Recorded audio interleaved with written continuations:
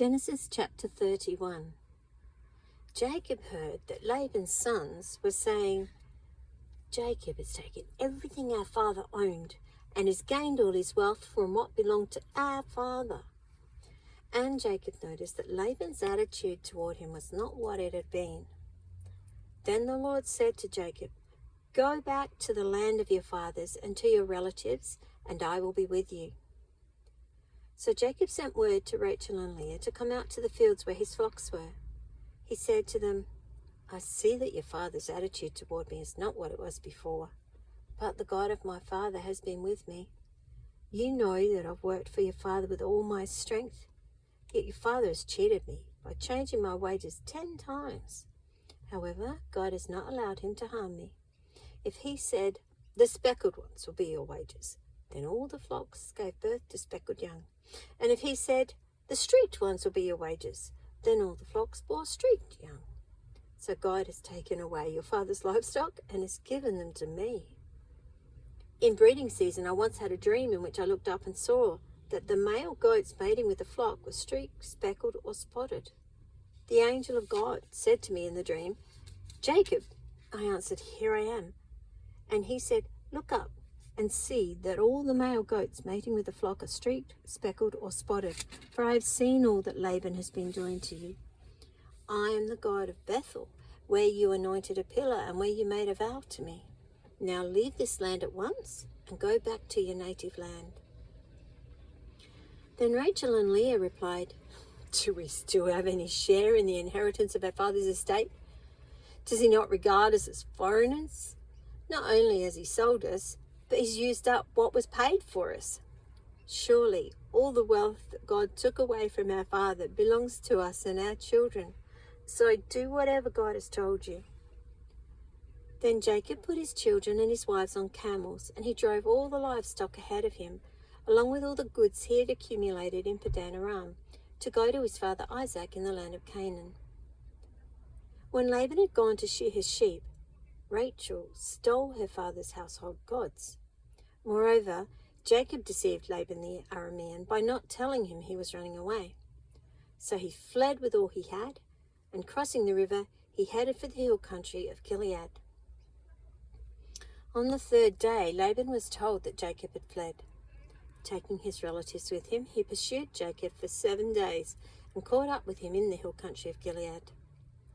Then God came to Laban the Aramean in a dream at night and said to him, "Be careful not to say anything to Jacob, either good or bad." Jacob had pitched his tent in the hill country of Gilead when Laban overtook him, and Laban and his relatives camped there too. Then Laban said to Jacob, "What have you done? You've deceived me, and you've carried off my daughters like captives in war. Why did you run off secretly and deceive me? Why didn't you tell me, so I could send you away with joy and singing to the music of tambourines and harps? You didn't even let me kiss my grandchildren and daughters goodbye. You've done a foolish thing. I have the power to harm you. But last night the God of your father said to me, 'Be careful not to say anything to Jacob, either good or bad.'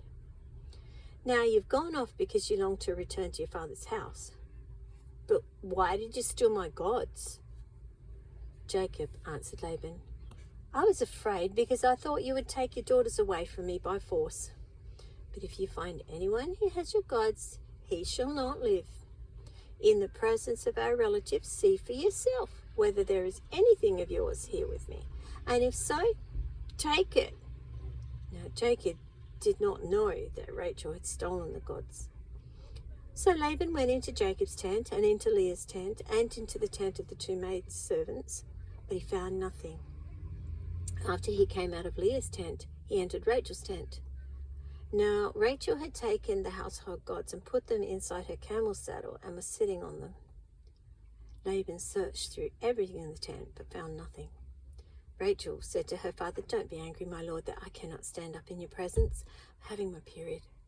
So he searched but could not find the household gods. Jacob was angry and took Laban to task.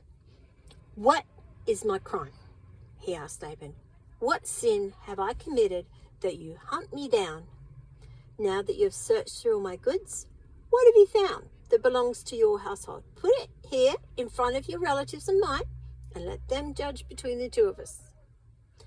I've been with you for 20 years now. Your sheep and goats have not miscarried, nor have I eaten rams from your flocks. I did not bring you animals torn by wild beasts. I bore the loss myself. And you demanded payment from me for whatever was stolen by day or night. This was my situation. The heat consumed me in the daytime and the cold at night, and sleep fled from my eyes. It was like this for the 20 years I was in your household. I worked for you 14 years for your 2 daughters and 6 years for your flocks, and you changed my wages 10 times. If the God of my father, the God of Abraham and the fear of Isaac, had not been with me, you would surely have sent me away empty-handed. But God has seen my hardship and the toil of my hands, and last night he rebuked you. Laban answered Jacob, the women are my daughters, the children are my children, and the flocks are my flocks. All you see is mine. Yet what can I do today about these daughters of mine, or about the children they have borne? Come now, let's make a covenant, you and I, and let it serve as a witness between us. So Jacob took a stone and set it up as a pillar. He said to his relatives, gather some stones. So they took stones and piled them in a heap, and they ate there by the heap. Laban called it Jegar Sahadutha, and Jacob called it Gilead. Laban said, this heap is a witness between you and me today. That is why it is called Gilead. It was also called Mizpah, because he said, may the Lord keep watch between you and me when we are away from each other.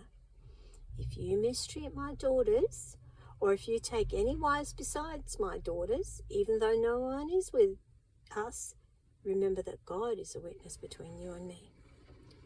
Laban also said to Jacob, here is this heap, and here is this pillar I've set up between you and me. This heap is a witness, and this pillar is a witness, that I will not go past this heap to your side to harm you, and that you will not go past this heap and pillar to my side to harm me. May the God of Abraham and the God of Nahor, the God of their father, judge between us. So Jacob took an oath in the name of the fear of his father Isaac. He offered a sacrifice there in the hill country and invited his relatives to a meal. After they had eaten, they spent the night there. Only the next morning Laban kissed his grandchildren and his daughters and blessed them. Then he left and returned home.